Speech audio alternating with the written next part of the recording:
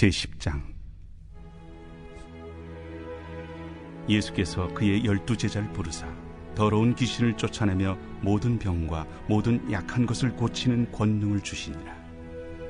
12사도의 이름은 이러하니 베드로라 하는 시몬을 비롯하여 그의 형제 안드레와 세베대의 아들 야고보와 그의 형제 요한, 빌립과 바돌로메, 도마와 세리마테, 알페오의 아들 야고보와 다데오, 가나안인 시몬 및 가론 유다, 곧 예수를 판 자라. 예수께서 이 12를 내보내시며 명하여 이르시되, 이방인의 길로도 가지 말고 사마리아인의 고을에도 들어가지 말고 오히려 이스라엘 집에 잃어버린 양에게로 가라. 가면서 전파하여 말하되 천국이 가까이 왔다 하고 병든 자를 고치며 죽은 자를 살리며 나병 환자를 깨끗하게 하며 귀신을 쫓아내되 너희가 거저받았으니 거저주라. 너희 전대에 금이나 은이나 동을 가지지 말고 여행을 위하여 배낭이나 두벌옷이나 신이나 지팡이를 가지지 말라. 이는 일꾼이 자기의 먹을 것 받는 것이 마땅함이라. 어떤 성이나 마을에 들어가든지 그 중에 합당한 자를 찾아내어 너희가 떠나기까지 거기서 머물라. 또 그 집에 들어가면서 평안하기를 빌라. 그 집이 이에 합당하면 너희 빈 평안이 거기 임할 것이요 만일 합당하지 아니하면 그 평안이 너희에게 돌아올 것이니라. 누구든지 너희를 영접하지도 아니하고 너희 말을 듣지도 아니하거든 그 집이나 성에서 나가 너희 발에 먼지를 떨어버리라. 내가 진실로 너희에게 이르노니 심판날에 소돔과 고모라 땅이 그 성보다 견디기 쉬우리라. 보라, 내가 너희를 보냄이 양을 이리 가운데로 보냄 것 같도다. 그러므로 너희는 뱀같이 지혜롭고 비둘기같이 순결하라. 사람들을 삼가라. 그들이 너희를 공회에 넘겨주겠고 그들의 회당에서 채찍질하리라. 또 너희가 나로 말미암아 총독들과 임금들 앞에 끌려가리니 이는 그들과 이방인들에게 증거가 되게 하려 하심이라. 너희를 넘겨줄 때 어떻게 또는 무엇을 말할까 염려하지 말라. 그때 너희에게 할 말을 주시리니 말하는 이는 너희가 아니라 너희 속에서 말씀하시느니 곧 너희 아버지의 성령이시니라. 장차 형제가 형제를, 아버지가 자식을 죽는 데에 내주며 자식들이 부모를 대적하여 죽게 하리라. 또 너희가 내 이름으로 말미암아 모든 사람에게 미움을 받을 것이나 끝까지 견디는 자는 구원을 얻으리라. 이 동네에서 너희를 박해하거든 저 동네로 피하라. 내가 진실로 너희에게 이르노니 이스라엘의 모든 동네를 다 다니지 못하여서 인자가 오리라. 제자가 그 선생보다 또는 종이 그 상전보다 높지 못하나니 제자가 그 선생 같고 종이 그 상전 같으면 족하도다. 집주인을 바알세불이라 하였거든 하물며 그 집 사람들이랴. 주님은 주님의 사역을 감당하실 때 주님 홀로 그 사역을 감당하지 않으셨습니다. 오늘 본문에서 말씀하고 있는 것처럼 예수님은 언제나 그 사역을 감당하는 자리에 12명의 제자들과 또 따르는 제자 그룹들과 함께 계셨다는 사실을 알 수 있습니다. 그 중에서도 특별히 12명의 제자는 예수님께서 특별히 그 사역을 위임하시고 또 권능을 주셔서 예수님과 동일한 사역을 감당할 수 있도록 영적인 권세와 권위를 부여하셨다라고 하는 사실도 말씀을 통해서 알 수가 있겠죠. 1절에 기록되어져 있는 더러운 귀신을 제어하는 권능이라고 말할 때 권능은 하나님 자신의 능력을 말씀하고 있는 단어입니다. 하나님께서 예수 그리스도에게 부여해 주었던 그 권능, 그리고 예수 그리스도께서 또 사도들에게 허락하신 권능, 이 권능은 다르지 않다는 것입니다. 쉽게 말해서 하나님께서 이스라엘 백성들을 출애굽시킬 때 모세에게 권능을 부여하셔서 홍해를 가르게 하셨던 그 권능의 의미나 오늘 본문에 등장하는 예수님의 12명의 제자들이 귀신을 내어쫓고 병든 자들을 고치는 이 사명을 감당하기 위해서 받은 권능의 내용이 다르지 않다는 것입니다. 그 어마어마한 하나님 자신의 권능을 부여받은 제자들이 예수님과 같이 사역을 감당하는 일은 어쩌면 매우 흥분되고 또 기대가 되고 설레었던 일 중에 하나였을 겁니다. 그러나 오늘 본문에 기록되어 있는 제자들의 모습을 우리가 눈여겨볼 때 예수님께서는 비단 제자들에게 권능을 부여하시고 어떤 대단하고 또 영향력 있는 사역을 감당하는 것만 말씀하신 것만은 아니라는 것도 주목해 볼 수 있어야 합니다. 그 권능은 자신의 권위를 내세우거나 자신의 입지를 다지기 위하여서 사람들에게 어떤 공신력을 얻기 위해서 주신 권능이 아니라는 것입니다. 그 어디서 알 수 있을까요? 예수님께서는 제자들을 파송하시면서 철저히 말씀하신 것이 있습니다. 8절에서는 그렇게 사람들을 살리라고 나병 환자를 깨끗하게 하고 귀신을 내쫓으라고 말씀하시면서 더불어 무엇도 말씀하고 계십니까? 거저 받았으니 어떻게 하라? 거저 주어라 라고 말씀합니다. 또 9절에서는 동전을 넣고 다니지 말라라는 말씀도 하고 계시고요. 10절에서는 가지지 말아라 라고 하는 것도 말씀하고 계십니다. 그러니까 예수님께서는 지금 그 엄청난 권세와 권능을 가지고도 어떻게 사역하라고 말씀하고 계신 걸까요? 다르게 사역해라 라고 하는 것을 말씀하고 있습니다. 왜 중요하냐면 당시 랍비라고 하는 위치는 많은 유대 사회에서 살고 있는 사람들 사이에서 교사로 또 훌륭한 모범이 되는 사람들로 알려져 있는 사람들이었습니다. 그러나 예수님께서 지적하시고 종종 나무라셨던 것처럼 바리새파 사람들도 사두개인도 율법 학자들이나 제사장 그룹까지도 지금 백성들의 마음 가운데는 어떤 위치에 있었을까요? 본이 될 수 없는 위치에 있었습니다. 하나님의 말씀을 가지고도 진리를 가지고도 가르치는 교사와 또 선지자와 예언자와 같았던 그런 역할들을 함께 감당하고 있는 사람들임에도 백성들에게 존경받지 못했다는 것을 알 수가 있죠. 복음을 전하기 시작했던 당시에 많은 무리가 세례 요한을 따랐던 것과 또 예수님께서 사역을 시작하셨을 때 예수님을 따라오는 많은 무리가 있었다는 것만 보아도 당시에 많은 사람들이 모범이 되지 못했다는 것은 쉽게 알 수 있는 내용입니다. 때문에 예수님께서는 예수님과 같은 권능을 부여하시기만 한 것이 아니라 예수님께서 머리 둘 곳조차 없었다고 말씀하셨던 것처럼 소유에 마음 두지 않았던 그러한 삶을 제자들 역시 동일하게 그 사역의 현장 가운데서 실천력 있게 살아야 한다는 것을 말씀하고 있다는 것을 알 수 있는 것이죠. 사실 제자들 마음 가운데는 끊임없이 무엇이 자리하고 있었습니까?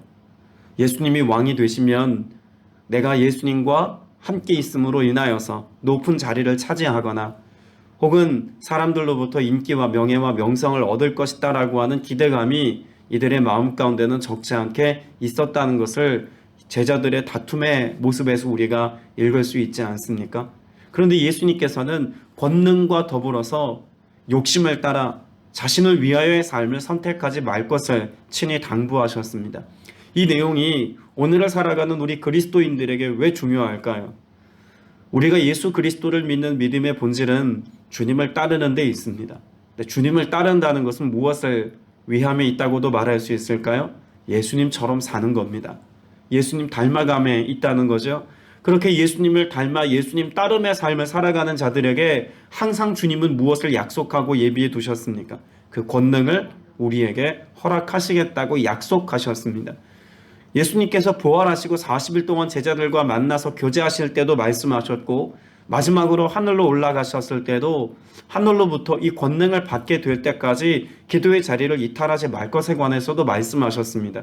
그런 점에서 예수님은 철저히 제자들에게 권능을 허락하시는 이것에 관해서는 계속해서 강조하셨고 약속하는 바였다는 것도 알 수가 있겠죠. 그런데 자칫 우리가 놓칠 수 있는 부분이 있습니다. 예수님께서는 권능만 주신 것이 아니라는 것이죠. 예수님께서는 당시 많은 사람들과 동료가 되어서 자신의 수입을 얻기 위해서 가르치는 교사의 자리, 자신의 기득권을 얻기 위해서 권능을 행하여 주고 누군가를 도와주는 자리, 그런 모습으로 살지 말라고 말씀하고 계신 겁니다. 도리어 그들에게 나누어 주고 베풀고 거저받았으니 너희도 거저주는 삶을 살아야 할 것도 함께 말씀하고 있다는 것이죠. 영적인 삶과 그들의 일상을 살아가는 삶이 분리되지 아니하도록 그들의 일상 속에서 이 권세와 권위와 권능이 아름다운 그리스도의 향기로 드러날 수 있도록 주님은 우리에게 이와 같은 은혜를 베푸셨다는 것입니다.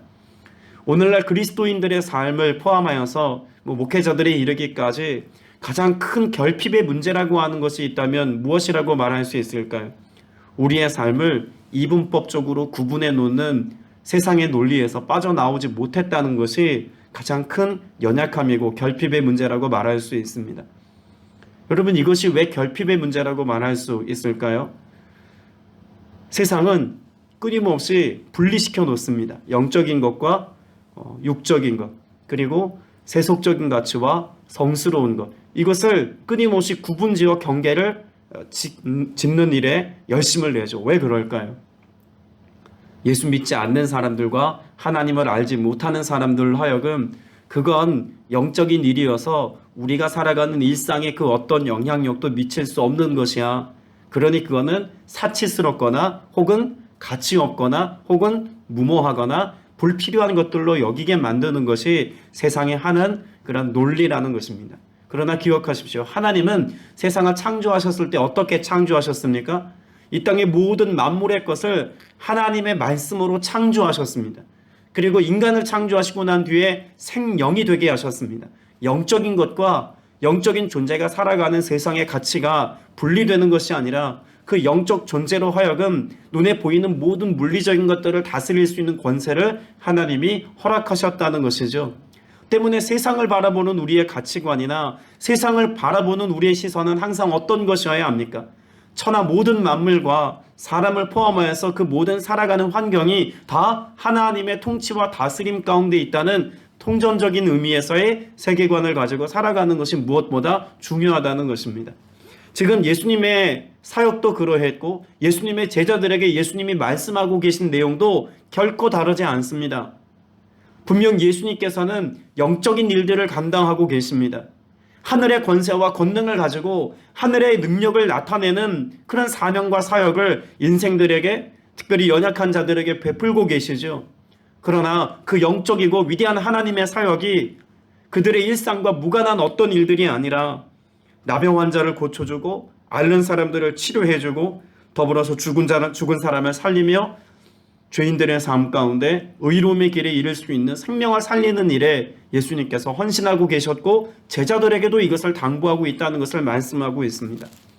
오늘을 살아가고 있는 저와 여러분에게도 이와 같은 질문이 있어야 합니다.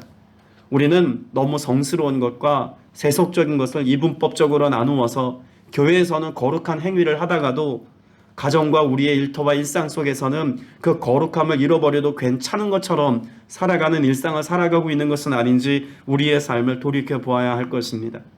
우리가 믿음의 삶을 산다는 것은, 우리가 영적인 삶을 살아간다는 것은 무엇을 포함하고 있는 겁니까? 우리가 무엇을 먹을까, 무엇을 마실까, 무엇을 입을까 염려하지 않아도 우리의 일상과 우리의 삶을 책임져 주시는 하나님의 은혜를 우리가 누리며 살아가는 것을 포함하고 있는 것입니다. 믿음의 길을 걸을 때 주님은 우리에게 합당한 것들을, 꼭 필요로 하는 것들을 공급하시겠다고 약속하고 계십니다. 이것이 막연한 믿음의 영역이기만 한 것이 아니라 그렇게 믿음으로 살아가는 자들의 일상적인 삶을 돌보시는 하나님의 은혜는 마땅한 바라고 말씀하고 있습니다. 그래서 10절에 보면 여행 자루도 속옷 두 벌도 신도 지팡이도 지니지 말아라. 일꾼이 자기 먹을 것을 얻는 것은 마땅하다고 말씀하고 있습니다. 여러분, 여기 마땅하다는 이 말씀의 의미는 그렇게 하나님의 뜻을, 하나님께서 보내신 그 세상 가운데서 살아내고 있는 이들에게 뭐 하시겠다는 걸까요? 모든 필요를 따라 공급하시는 이는 하나님이시다라고 하는 사실을 명확하게 하나님 편에서 약속해 주고 계신 것입니다. 우리가 어디까지 신뢰해야 할까요? 우리가 기도할 때 하나님이 어떤 영적인 문제나 사명의 문제를 하나님이 해결해 주신다 라고 하는 그런 믿음을 갖는 건 너무나 중요합니다. 그러나 그와 같은 사명을 감당하고 일상을 살아가는 삶의 문제와 더불어서 우리가 살아내야 하는 일상의 문제에 관해서도 그렇게 주의 길을 걷고 부르심에 합당한 삶을 살아가는 우리의 삶에 하나님이 책임져 주신다라고 하는 신뢰와 믿음의 고백을 가지고 살아가는 것은 더욱더 중요하다는 것이죠. 오늘 저와 여러분의 삶이 그와 같이 하나님의 선하신 뜻 안에서 주님의 뜻을 이루는 믿음의 여정을 잘 걸어내어서 하나님의 공급하심과 돌봄을 받는 삶이 되시기를 주님의 이름으로 축복합니다. 그런데 16절 이하 말씀에 보면 그렇게 하나님의 뜻을 쫓아서 믿음의 여정을 걷는 우리에게 주님께서 경계하라고 또 경고하고 계신 말씀이 있습니다. 16절 17절 말씀을 보면 우리는 뱀같이 슬기롭고 비둘기같이 순진해져야 한다고 말씀합니다. 그런데 이렇게 뱀같이 슬기롭고 비둘기같이 순결해야 될 이유가 무엇 때문이라고 말씀하고 있을까요? 17절 말씀에 보면 누구를 조심하라고 말씀합니까? 사람들을 조심해라 라고 말씀하고 있는 것이죠. 가장 무서운 존재가 어떤 대상이라고 지금 주님이 가르쳐주고 계신 겁니까? 사람이 제일 무섭다는 겁니다. 운전할 때도 보통 그렇지 않습니까? 차가 무서운 게 아니라 사람이 제일 무섭죠. 우리가 사람을 대하다 보면 종종 더 그런 마음을 먹게 됩니다. 우리를 두렵게 하고 어렵게 하는 것은 뭐 엄청난 재난이나 혹은 질병과 같은 고통의 문제만 우리를 힘들게 하고 어렵게 하는 게 아니라 사실 우리의 마음을 상심시키고 낙담시키는 또 우리의 삶을 무너뜨리고 절망에 빠뜨리는 가장 대부분의 큰 이유는 사람들 때문입니다. 예수님께서 지금 말씀하고 계신 슬기로워라, 순결해라 라고 하는 이야기는 사람들이 우리를 대할 때 믿음의 사람들을 포함하여서 사람과 사람 모든 그런 관계 안에서 사람들의 시선은 항상 어디를 향해 있다는 것을 말씀해 주고 있는 걸까요? 나 자신을 귀히 여겨서 다른 사람들을 판단하고 정죄하고 비난하기에 빠른 시선을 가지고 있다는 것을 분명히 말씀해 주고 있죠. 다름의 삶을 살아가는 것에 관해서 앞서 예수님은 말씀하셨습니다. 제자들이 랍비들 혹은 랍비의 문화생으로 살고 있는 다른 제자들과 전혀 다른 삶의 방식을 선택한 겁니다. 당시 랍비들이나 랍비의 제자들은요, 특별히 유명한 사람들에게 이름이 알려져 있는 랍비나 그의 제자들은 무언가를 가르쳐주고 상당의 보수를 받는 것을 당연하게 여겼습니다. 그러다 보니 그들의 삶에는 어떤 진리를 가르치는 것보다 명성을 얻고 주머니를 가득 채우는 것에 더 혈안이 되어 있었다고 해도 과언이 아니죠. 당시 제사장 그룹이 제사를 지낼 때의 짐승을 그 성전 뜰에서 사고 팔았던 것도 같은 맥락에서 이해할 수 있는 당시의 그런 풍경이었고 사회적 분위기였습니다. 그런데 지금 예수님께서는 제자들에게 무엇을 당부하셨습니까? 가장 촉망받고 사람들에게 명성을 알리고 있는 예수님의 제자입니다. 그런데 그 제자들이 다른 랍비들의 제자들과 다르게 사역하고 다르게 살기 시작하면 어떤 도전들이 있었을까요? 그 튀어나온 그런 한 모서리처럼 나온 예수님의 제자들을 비난하고 깎아내리고 다르게 산다는 이유 때문에 비난의 대상으로 삼을 것이라는 것을 예수님은 잘 알고 계셨던 것입니다. 때문에 그들은 분별해야 했습니다. 또 거룩하고 순결의 삶을 살아가는 것에 있어서 더욱더 성실해야 했습니다. 왜냐하면 그 모든 것들이 유혹거리가 될 수 있었고 적당히 세상과 타협할 수 있는 기준이 될 수 있기 때문에 그렇습니다. 흔히 하는 말이 있지 않습니까? 다른 사람들도 다 그 정도는 하고 산다는 말이 지금 통용되어지는 세상이었다는 것입니다. 유독 그렇게 스스로를 어렵게 하고 스스로를 가난의 자리로 스스로를 어려움의 자리로 몰아세우는 것은 불필요한 일처럼 여겨졌는데 굳이 너희들은 왜 꼭 그렇게 하면서까지 해야 하느냐라고 하는 것을 이야기 들을 수 있는 세상이었다는 것이죠. 이와 같은 때에 예수님께서 아주 중요한 말씀을 이어지는 말씀에서 이렇게 말씀하고 있습니다. 19절 하반부에 보면 그때 무엇을 받을 것이다? 지시를 받을 것이다 라고 말씀하고 있고 20절에서는 너희 안에서 말씀하시는 이는 누구시다? 아버지의 영이시다 라고 말씀하고 있습니다.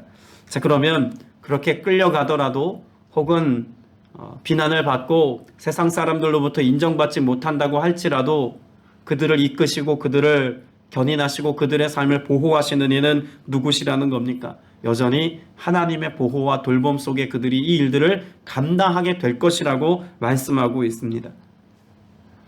우리가 예수 그리스도를 믿는 믿음을 지키는 것뿐만 아니라 주님께서 우리를 부르신 부르심의 사명을 감당할 때 가장 큰 어려움 중에 하나는 환경과 상황이 충분하지 못할 때가 아닙니다.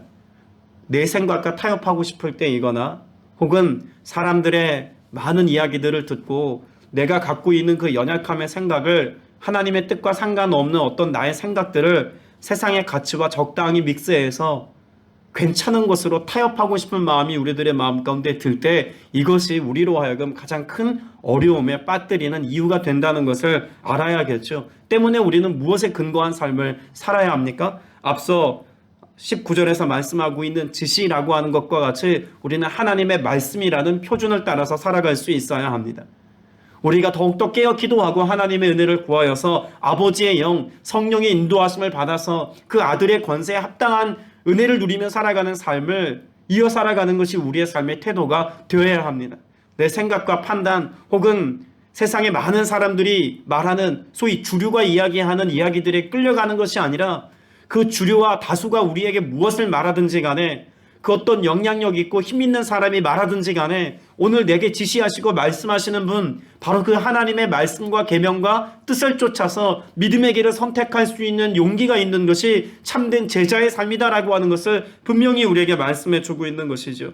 심지어 그와 같은 믿음의 삶을 살아가는 이것 때문에 우리는 가족들로부터 외면을 당하거나 사람들에게서 손가락질 당하는 일들이 우리의 삶 가운데 있을 것이라고 말씀하고 있습니다. 어려운 일이죠. 믿음을 선택하고 사명을 여전히 감당한다는 것은 그만큼 우리로 하여금 끊임없이 자신의 가치를 권리 포기해야 할 때가 많이 있다는 것도 말씀해 주고 있습니다. 때문에 주님은 우리가 살아가는 동안 어떤 삶을 살아야 한다고 말씀하고 있습니까? 늘 주님과 함께하는 삶을 살아야 한다고 말씀에 정리하고 있습니다. 24절부터 25절에 보면 이렇게 말씀하죠. 제자가 스승보다 높지 않고 종이 주인보다 높지 않다. 제자가 제 스승만큼 되고 종이 제 주인만큼 되면 충분하다. 그들이 집주인을 바알세불이라 불렀거든 하물며 그 집 사람들에게야 얼마나 더 심하겠느냐. 여러분, 이 말씀의 본질은 그 주인이 박해를 받고 힘든 삶의 지경에 놓이도록 사람들이 그렇게 힘들게 했으니 제자된 너희들, 그 종된 너희들 함께 고난받는 것 너무나 당연하다 라고 하는 것을 말씀하고 있는 뉘앙스만이 아닙니다. 여러분, 예수님께서는 결국 그 고난과 죽음의 문제를 어떻게 바꾸셨습니까? 승리의 역사로 바꾸지 않았습니까? 부활하셨고 다시 사셔서 제자들과 함께 계심을 통해서 영원한 하나님 나라에 혹은 이 땅의 모든 것의 통치자 되시고 왕 되심을 그 영적인 일과 모든 사람들 앞에서 환경적이고 상황적인 부분에 있어서도 직접 증명해 내셨습니다. 그러면 다름의 방식을 살아가는 제자들에게 너희가 고난받을 것이다, 어려움에 넘겨질 것이다 라고 하는 것만 말씀하고 있는 것이 아니라 예수 그리스도의 부활을 경험한 제자들에게는 이 말씀을 떠올릴 때 어떤 은혜로 다가왔을까요? 박해를 받아도 예수님의 부활을 경험한 제자들은 두려움의 마음을 마음 가운데 품고 있지 않게 될 것이 분명했다는 겁니다. 함께 하는 것이죠. 주님이 영원토록 너희와 함께 하겠다고 약속하고 계신 것은 그 주인의 그런 영광스러운 부활의 역사가 제자들에게 예비되어져 있다는 것을 이미 예언적으로 주님이 이렇게 말씀하고 계신 것이라 볼 수 있습니다. 오늘 저와 여러분이 그렇게 믿음의 삶을 살아가는 동안 우리가 애매한 고난을 당하거나 위기와 직면하게 되었을 때 우리 스스로 그 위기 앞에서 낙담하거나 절명하거나 스스로의 생각에 사로잡혀서 우리의 감정에 충실한 삶을 살아가는 것이 아니라 주님의 약속의 말씀을 의지하고 여전히 우리와 함께 계셔서 영원의 삶을 보장하신 그 예수 그리스도의 은혜를 더욱더 소망하고 기대하여서 마지막 날 주님이 우리에게 예비하신 그 은혜를 풍성히 누리는 그 순간까지 끝까지 주님을 신뢰하며 믿음의 삶을 살아갈 수 있는 저와 여러분 다 되시기를 주님의 이름으로 축복합니다. 기도드리겠습니다. 우리의 산 소망이 되신 주님, 우리와 영원히 함께 계셔서 우리를 부르신 부르심에 합당한 삶을 살게 하시니 참으로 감사드립니다. 세상과 다름의 방식으로 살아갈 수 있도록 여전히 우리에게 지시하시고 말씀으로 가르쳐 교훈하시며 성령님 인도해 주시니 감사드립니다. 그 길을 순종하며 따라가는 것이 때로 어렵게 느껴지며 비현실적인 선택인 것처럼 느껴지는 그 어느 때에도 약속 있는 말씀을 쫓아서 오직 믿음으로의 삶을 살아가는 모두가 되게 하여 주옵소서. 그래서 주님의 뜻이 내 삶의 가정에 교회 안에 의의 열매가 되어 나타남을 보게 하여 주시옵소서. 오직 주의 약속 있는 말씀으로 우리에게 역사하시기를 원합니다. 진리의 성령님 모셔서 우리의 삶을 그 말씀으로 인도하여 주시옵고 이것에 흔들리지 않는 믿음의 반석 위에 세워진 모두가 되게 하여 주시옵소서. 우리 일상과 현실의 문제, 그것이 영적인 것과 무관하다고 여기는 삶을 살지는 않았습니까? 우리가 믿음의 삶을 선택했을 때, 우리가 영적인 삶을 살아갈 때 우리의 일상과 우리의 육체와 우리의 환경과 상황과 그 모든 것을 다 책임져 주시는 주님의 은혜를 풍성히 누리고 맛보는 모두가 되게 하시고, 그래서 말씀을 가지고 영적인 영향력을 가지고 세상을 변화시키며 세상을 바꾸어 놓을 수 있는 거룩한 믿음의 성도들 다 될 수 있도록 성령님 우리를 거룩한 도구 되게 하여 주시옵소서. 주께서 이 놀라운 일들을 이루시기까지 오늘도 역사하시고 은혜도 하실 것을 믿사오며 예수 그리스도 이름으로 간절히 기도드렸사옵나이다. 아멘.